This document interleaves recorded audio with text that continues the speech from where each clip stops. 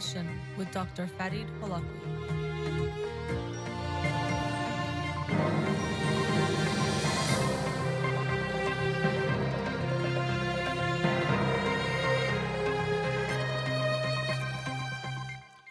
Good evening. Welcome to In Session. I'm your host, Dr. Farid Holakouee, and I'll be with you for the next hour here on Radio Hamra. No callers for tonight's show because I'm also broadcasting on Instagram Live spontaneously. You can follow me on Twitter or Instagram or like my page on Facebook to get updates on the show or suggest your topics or books for the program. And the shows are uploaded at the end of each week to my SoundCloud page and podcast on iTunes and Spotify. So let's get into the books of the week. The book for this week that I'll talk about on next Monday's show is You're Not Listening by Kate Murphy. You're Not Listening, What You're Missing, and Why It Matters.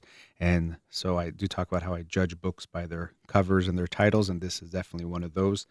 Listening is one of the funnier, or one of the more interesting parts of communication. What I said funny was that I was thinking about how I'm going to read this book on listening and then talk to you about it for about an hour straight. But I recognize the irony in that. But I do hope to, of myself, learn a bit more about the important role of listening in our communication and to share some of those insights with you on next week's show. The book of the week from last week that I'll talk about tonight is The Deviant's War by Eric Cervini. The Deviant's War, the Homosexual versus the United States of America.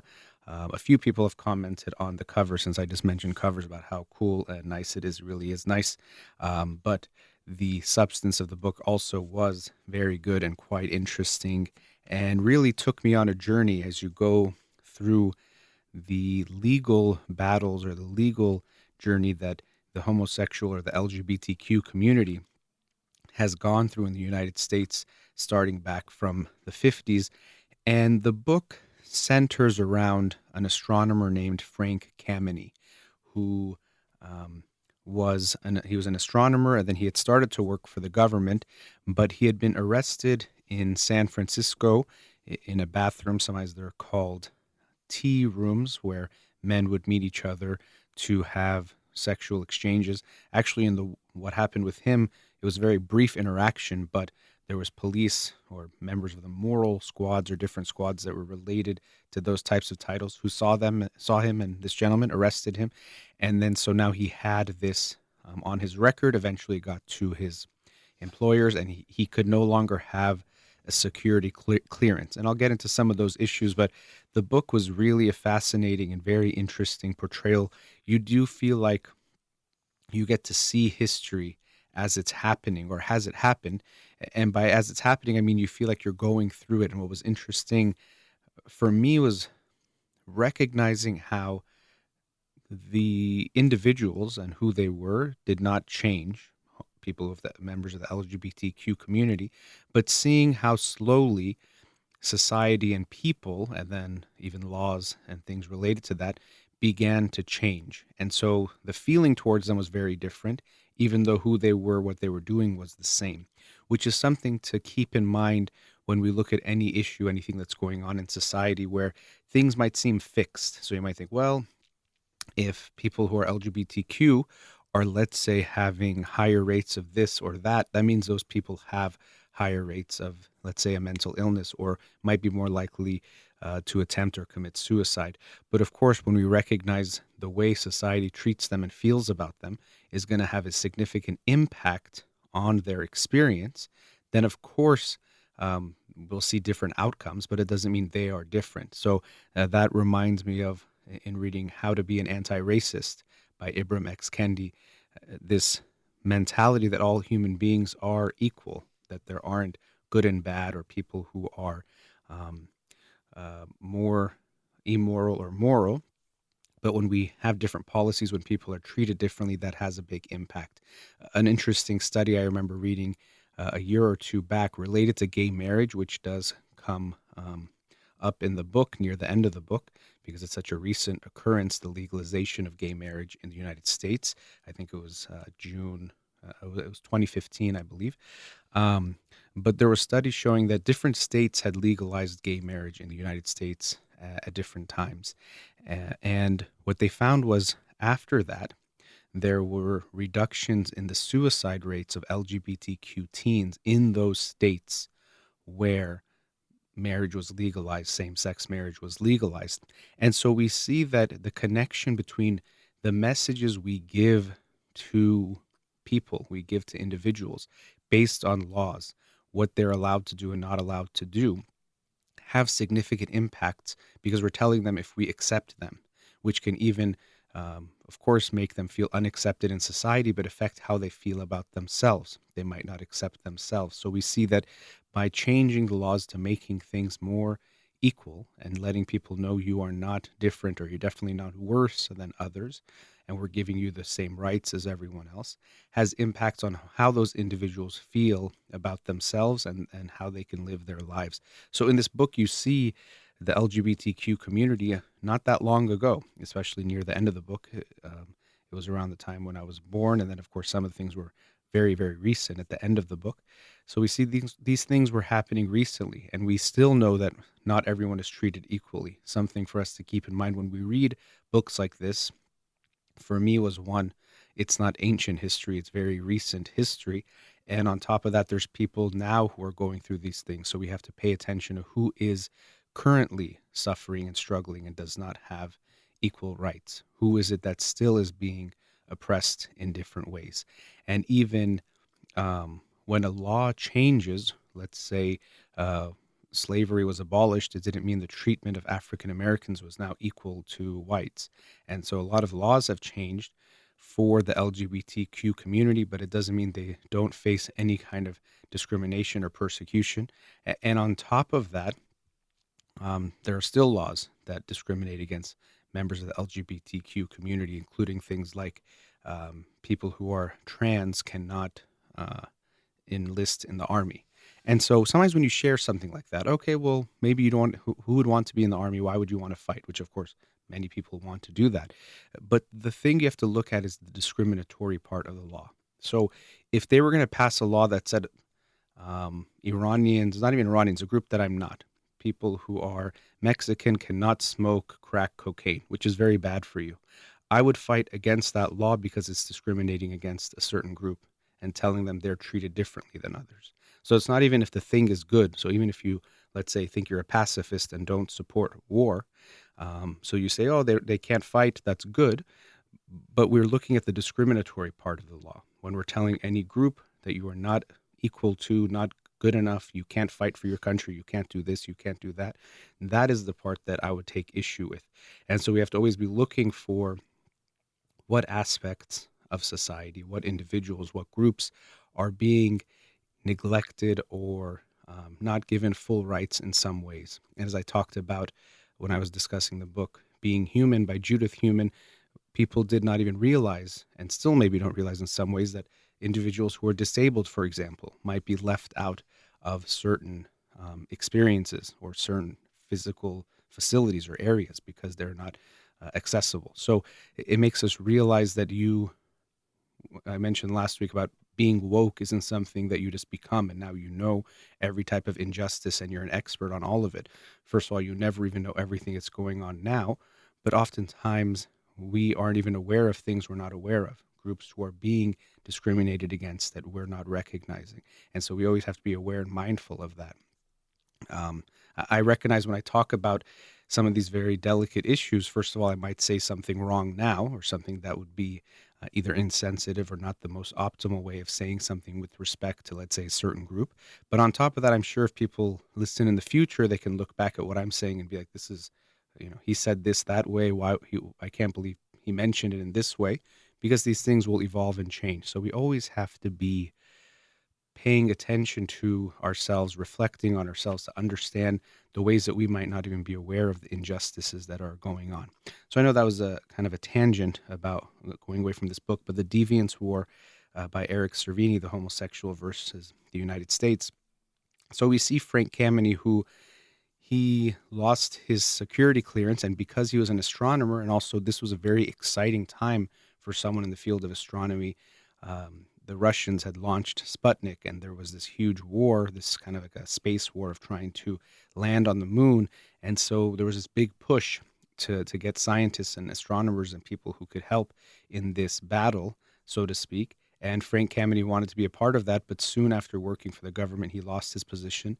He could not get security clearance to work in other types of jobs as an astronomer because they usually required a security clearance, and he was not allowed to get it because he was homosexual, and because that was clear because of this arrest that he had. And the blatant discrimination is, of course, there, but also the ways people justify discriminating. One of the things that would come up when it came to security clearance was they would say there's this concern that homosexuals can be blackmailed because you could find out that they've committed a homosexual act, and because it's illegal at the time, and also they would lose their job. The person could then blackmail them for, let's say, top secret information, get them to work as a spy for them, all those types of things, making them susceptible to blackmail, and that made them a security risk. But as Frank Kameny pointed out, what makes them, which they're not necessarily more susceptible to blackmail, but what even would make that happen is your laws that are making them feel they can't be themselves. The fact that they are doing something that has to be hidden makes them more likely, even in your own understanding, to be susceptible to blackmail. And so we see that the arguments in favor of discriminating always throughout history are very tenuous. They're very weak. People will say certain things, even when we look about, for example, racism, to try to explain why racism or racist policies are okay, because they talk about the inferiority of certain people or a certain group.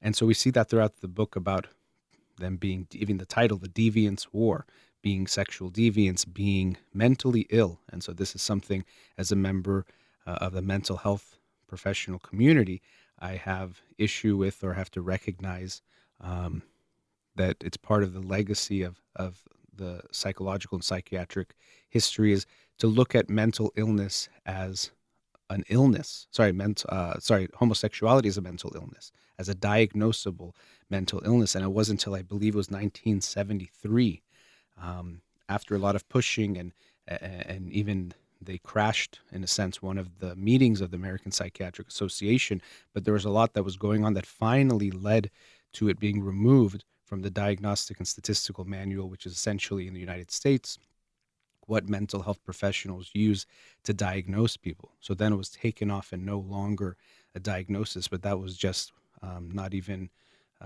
maybe 40 some odd years ago that happened. So it's still looked at as a mental illness for people being born a certain way, for being a little different than what we might think is the norm, and even that norm is not as clean cut as we might think. People are a little bit different in general from the norms that we think are there. And in the beginning of the book, he talks about the research of Dr. Kinsey, who found that the way we think of sexuality and sex and what people actually do is different from what most people would like to think, especially years ago, and even still is the ways that everyone is. So the book goes through this whole process. You have lots of different court cases, and the book seems to be just incredibly well researched. Again, the author is Eric Cervini. I was very grateful for the painstaking work I'm sure he had done to write this book and to express so much of what happened. And what's interesting also is we think about the movements that were going on. And even within the movements, we see the inner turmoil that comes up, and he expresses that really interestingly in different ways. One is, for example, lesbians at times felt left out of the movement. It was really gay rights more than it was LGBTQ rights, as these terms and phrases and ways we talk about these issues has also, of course, evolved. And so women would feel left out at times. And this relates to a topic that's come up on recent shows about intersectionality, a term created by Kimberly Crenshaw, I believe around 1990, to, for example, look at, if you have a black woman, there's being black is a minority status, and being a woman also is when you're in a patriarchal society. So similarly, if you were a lesbian, you had to deal with being non-conformist as far as sexuality goes, being lesbian, and then also being a woman. And so even within the the gay community, they felt they could be left out. And this led to certain types of conflicts or feeling that they were not included, wanting to include their own thing, finding ways to collaborate, but there was tension there for sure. And then even Frank Kameny himself, quite an interesting individual. For me, I try to be careful not to diagnose someone, and I wouldn't diagnose him, but you do see some interesting aspects of his character. He was a scientist and an astronomer. I think you can see a rigidity in the way that he thinks about things. Of course, he was very good at challenging the status quo. And if it didn't make a logical sense to him, he was good at challenging it. But he liked to do things a certain way within certain rules, to the point where people would get frustrated working with him. That he would use, I think they're called the Robert's Rules of Order when you're having certain types of meetings, and he had memorized them. And so, because of that, he would take advantage of that to a degree and make sure he got to talk more than everyone else. And so, you see that he had a single mindedness that might have made him difficult to work with in some ways. Of course, he collaborated with many people and did so much, but at the same time, made him focused on his task and keep going forward, that he was very committed to this. And it seems to be part of his character was in that way, just he could focus on one thing, laser focus on it, and would keep fighting in that direction. And so he was able to achieve so much because of that. But you also see his personal struggles of, because he couldn't work, very often being very poor, where he was barely eating, could not pay his bills. He talks about how he had become professional at dodging bill collectors, and he struggled a lot. And that also points to the real pain and sacrifices that people like him have and continue to face as members of the LGBTQ community. He was a qualified scientist, but he was not allowed to do his work because of being homosexual in a country that was not accepting of him. And so he was not mentally ill, as he puts it. The system was ill. The system was unaccepting of a large portion of its own individuals. And so I might continue on the book because we're at a commercial break, a little bit past the commercial break. So I'm talking about The Deviant's War by Eric Cervini. I'll probably wrap up some thoughts on the book and then get into some other things related to it after the break. You're listening to In Session with Dr. Farid Holakouee. We'll be right back.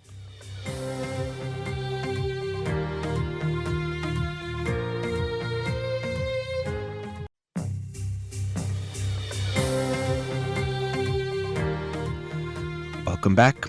So I'm talking about the book The Deviant's War by Eric Cervini, The Deviant's War, The Homosexual versus the United States of America.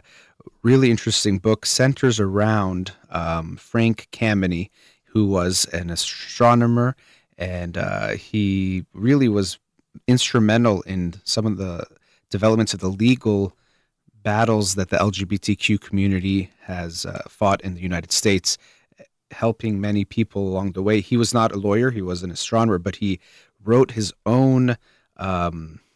He defended even himself, and he would actually be the counsel for many people throughout history. He helped support many people. He would let them write to him, and really was incredible in what he was able to accomplish during his life. He passed away not that many years ago. I forgot what was it 2011? Not that long ago he passed, but he thankfully got more recognition. To be honest, I hadn't heard of his name until I'd heard about this book. And so, as is often the case, there are some unsung heroes or people that you don't know about who've had a big impact.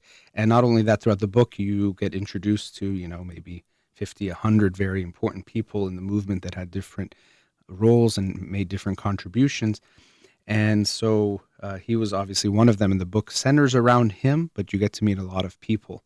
And he actually also, I can mention, he made a slogan, "Gay is good," which he was inspired by the "Black is Beautiful" slogan that the Black rights activists had started. He would say "Gay is good," and I'm looking right now at a picture of him holding a sign that says "Gay is good." And then, going back to him and his interesting personality, he was very, he liked things to be organized, be a certain way. When he first started protesting, so he did some picketing and things. He was actually involved with some of the first openly picketing events or protesting events for the LGBTQ community. He made men had to wear a suit, women had to wear dresses, they couldn't have beards. Even the signs he had to not only approve of, a lot of times he would make them himself. The lettering had to be a certain way. They had to have, I think it was 5 staples on the front, 5 on the back. The same sign had to be on the front and the back of every sign. Everything had to be very orderly, which could have been good. And the reason why he was so adamant about this was that he was concerned that if they, as being assumed already to be deviants and to be mentally ill and to be bad for society, being immoral, he wanted to make sure people didn't have like an excuse to say, oh, look at those people and they look so different or weird or whatever, however they might have judged it. He wanted to leave that all out. Or if the fight was to allow them to work for the government, he wanted them to look like government employees. So see, they can be members of the workforce and supporting the community. So he wanted them to represent that.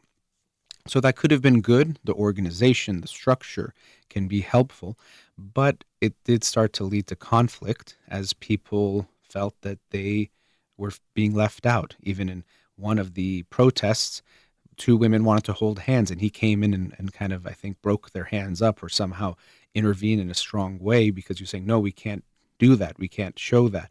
And so many people felt, as I was mentioning before, women feeling left out by the gay community who was pushing for gay rights, but maybe leaving them behind.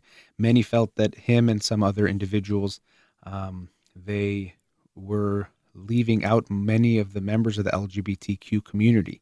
In a way, it was kind of just for the gay male, white male was the only person being included in this movement. So again, not only is it about women and lesbians, but you can have people who are not white and they have a different experience. And of course, trans and others. And so the movement did start to change. And you see that it was hard for Frank Kameny to change with the movement in some ways. The way I saw him, there was a rigidity in his character personality that kept him within a certain realm of doing things the way he was doing them, which were very effective. He made huge change and has been honored for the work that he's done. But it did not always make everyone feel good. And so people didn't want him to have power in certain groups, even a group that he helped start, because they felt that he was hijacking the power at the time. And so that was also interesting to see that the inner turmoil that happens. We sometimes think about a movement and things happen and now there's rights for this group. But of course, within every movement, there's turmoil, there's challenges. They had to make decisions. Some people were for it, some were against it.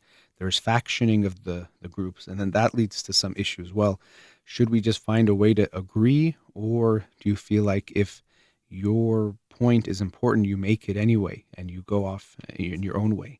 And it's not always going to be a very clear-cut answer, but you get a sense of some of the things that people went through within this movement, which was quite interesting. So, and you are at times, of course, shocked by, for example, congressional committee interviewing Frank Kameny and asking detailed questions about his sexual life. And it's an interesting irony that they're saying he's a sexual deviant and what he does is immoral and bad. And then you have these people asking detailed questions about sexual life in an official government hearing about what kind of sex, how many people, what's going on. So we see the immorality or what the indecency of those questions in a type of government proceeding is probably what's indecent, not people in the creating relationships with each other, physical, sexual, or romantic relationships, and that being bad.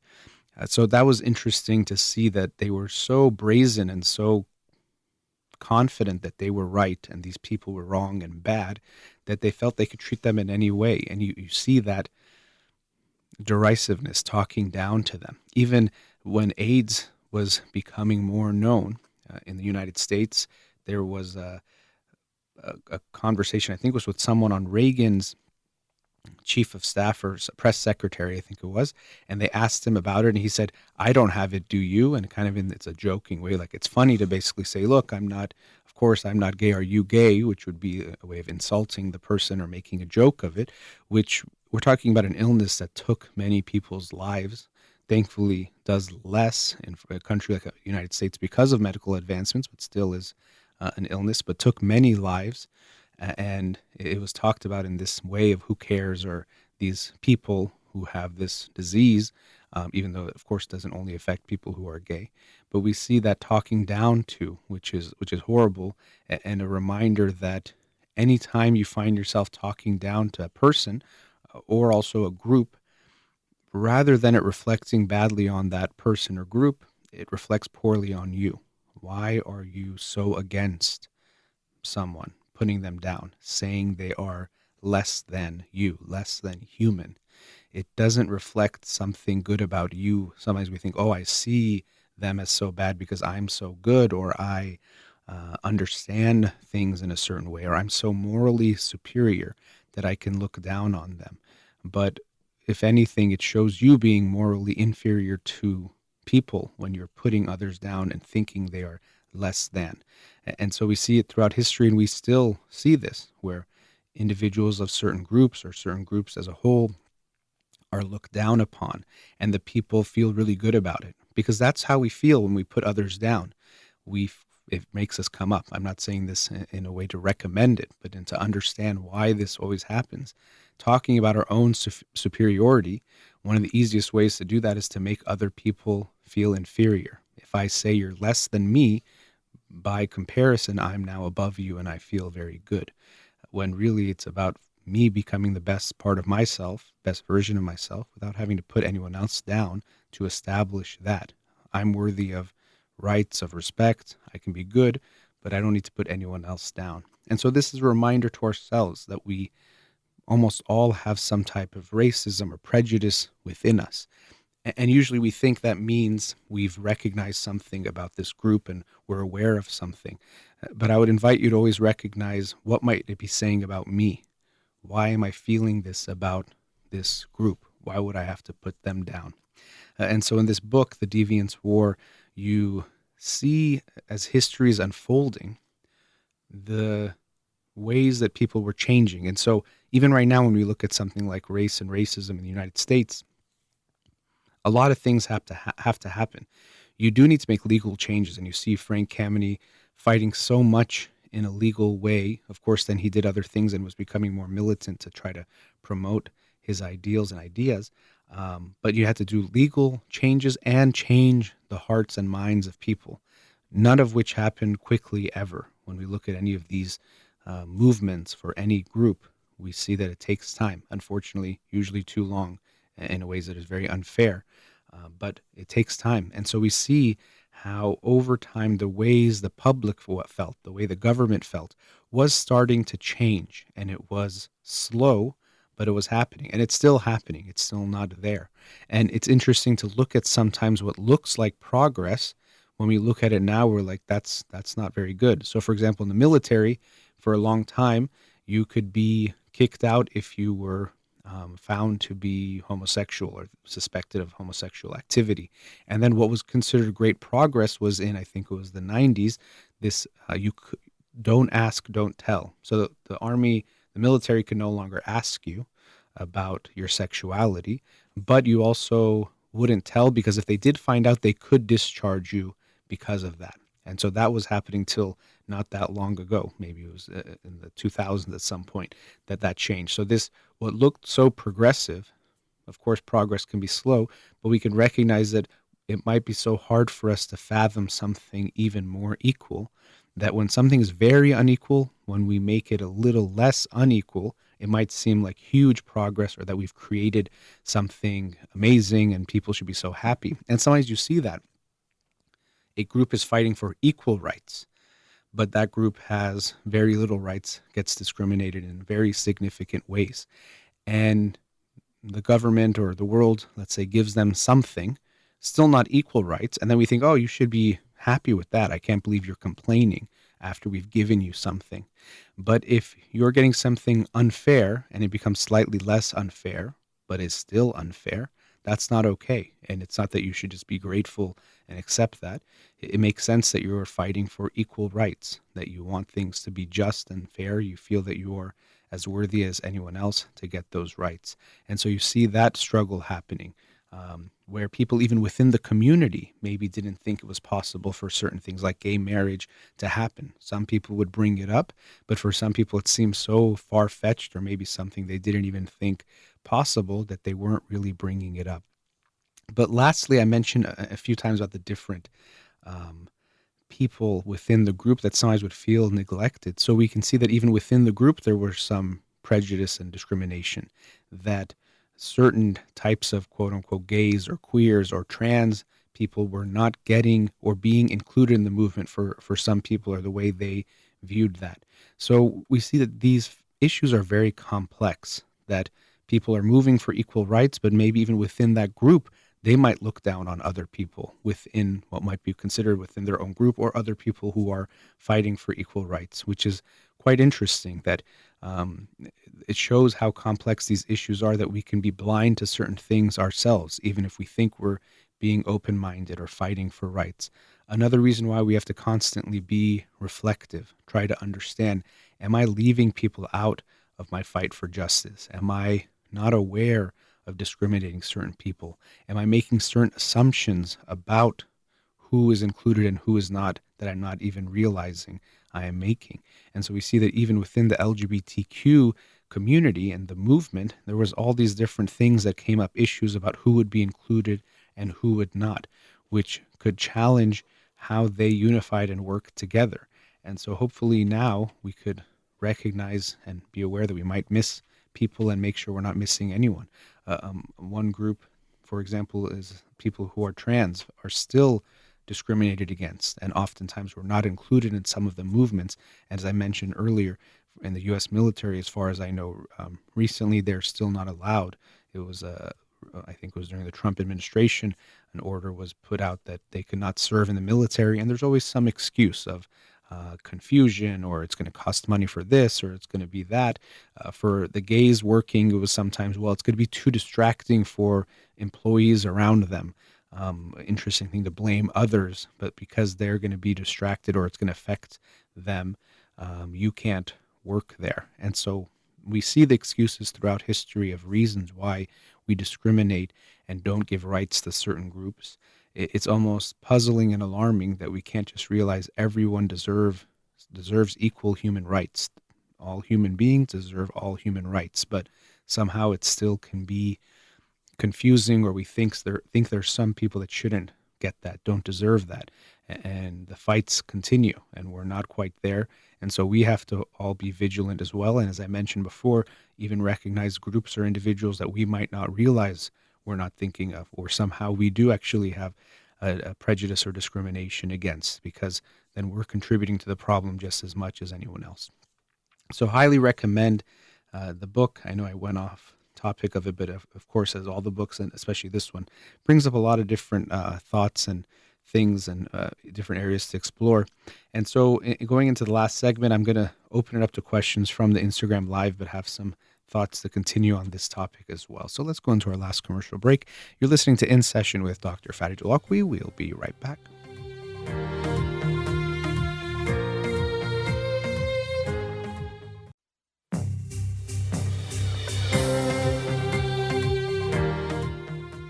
Welcome back. So on tonight's show, I've been talking about the book, The Deviant's War, The Homosexual versus the United States of America by Eric Cervini. And so, this topic of LGBTQ community is something that I've covered on my show since I've started, and one that I will continue to talk about. June was actually Pride Month. I think now we're in July, but in a way, I think, of course, we want to talk about these issues in any month if it's about human rights and about the rights of people, just like we don't want to just talk about issues related to Black history and African American issues in February because that's Black History Month. It's always the right time to talk about human rights. So when I talk about these issues, I know it brings up a lot of things for people. People can get very uncomfortable. Even I know it's a delicate topic, which is why I try to talk about it. I do want to make sure I bring up difficult conversations or topics that people might avoid that make them uncomfortable, because I know that when we don't talk about things, it leads to people suffering in silence. If we don't talk about childhood sexual abuse, it's not going to make it go away. It's going to actually make it more likely that it can go unnoticed, and then the people who are the victims of it will have a harder time to talk about it, to get help, to share with their family. But if we make it more okay to talk about, it's a horrible thing. So when I say okay, meaning that we can handle the conversations, it's something that can be brought up, then it makes it that we can at least minimize the hurt, maybe even prevent some of it from happening. So I'll talk about suicide the same way, because if we're afraid to ask if someone is suicidal, because we don't know if it's okay, we don't know if we can handle it, we feel too uncomfortable, well, then we're going to avoid bringing it up. And unfortunately, maybe someone that needed us to intervene or to ask if they needed help, they won't be able to ask us, and tragedy then can be the result, which very often, unfortunately, really is the case. People sometimes think, well, if someone is suicidal, they're going to do it anyway. But this is not really the full story. These things are more complicated than that. There's a story that I thought was maybe a fake uh, story or just kind of like a myth or urban legend, but I forgot which book I was reading. It might have been the book Suicidal by Jesse Baring. But it shared this story that I'd heard before, that someone said they were going to kill themselves, go jump off of the Golden Gate Bridge in San Francisco. But they said if one person says hi to me or asks if I'm okay, because I think they were crying, then I would not kill myself. And I guess no one did.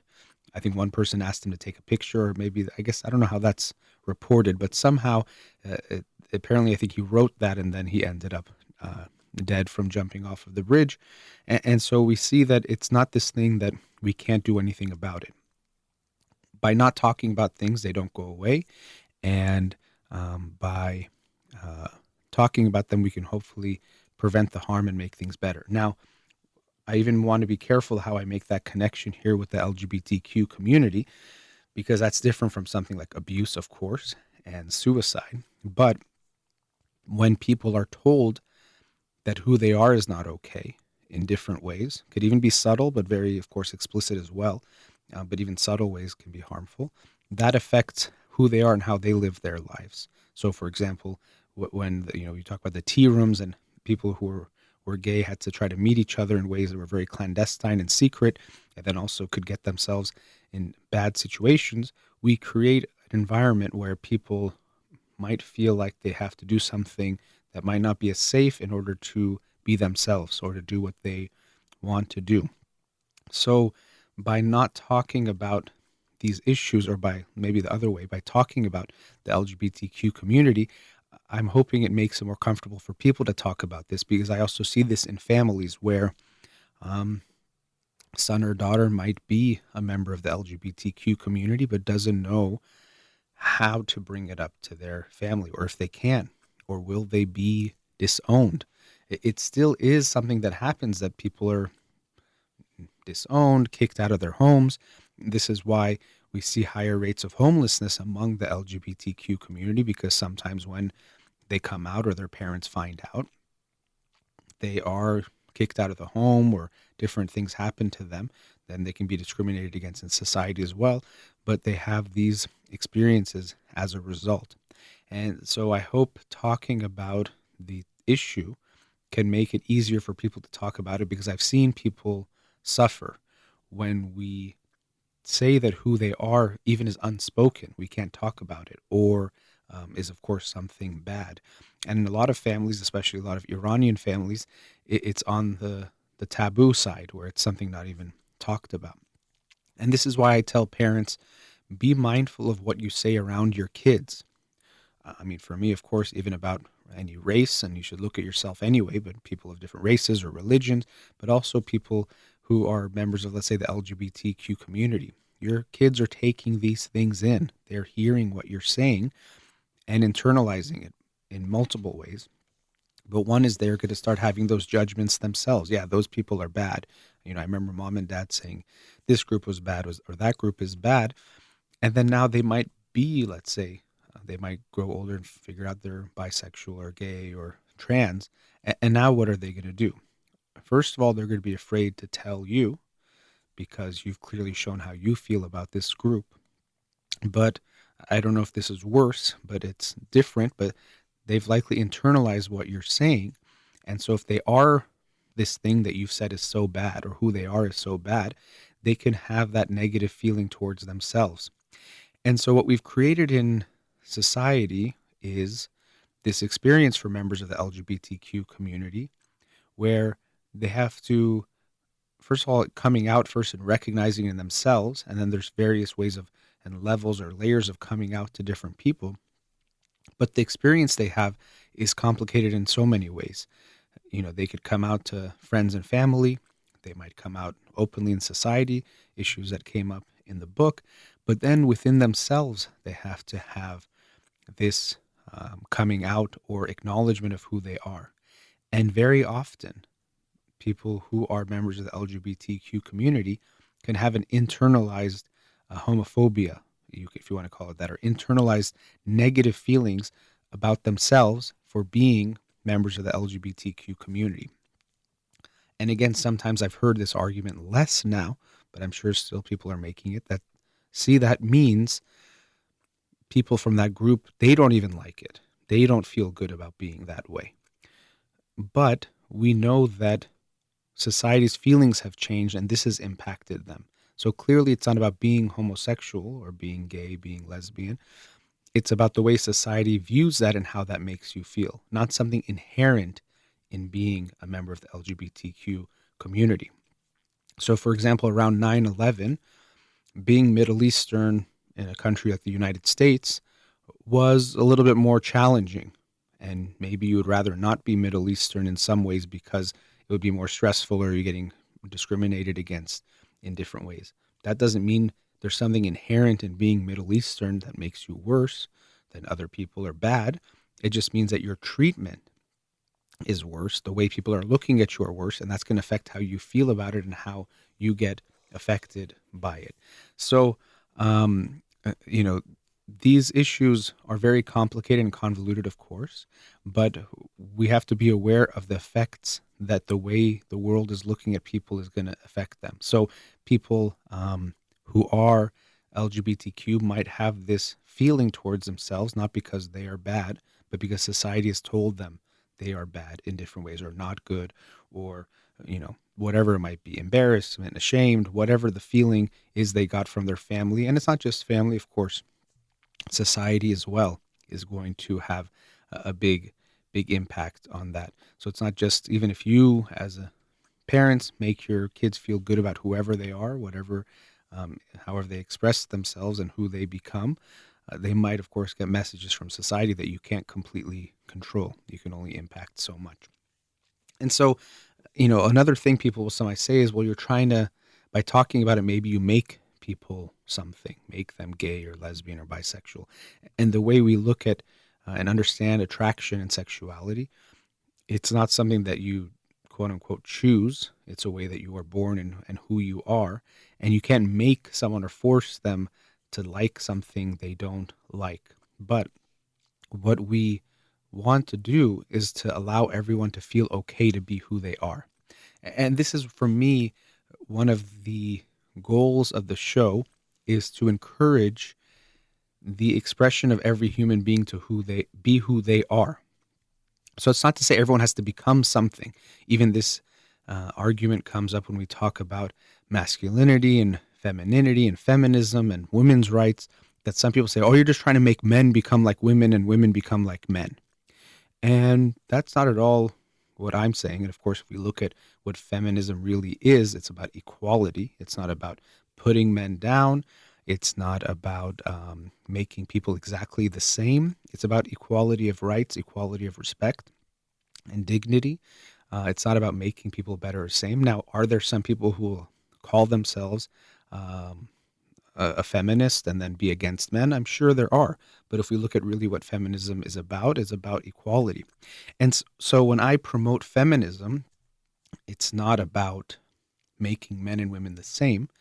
It's giving every individual and everyone in society the ability, the space, the flexibility to be who they want to be.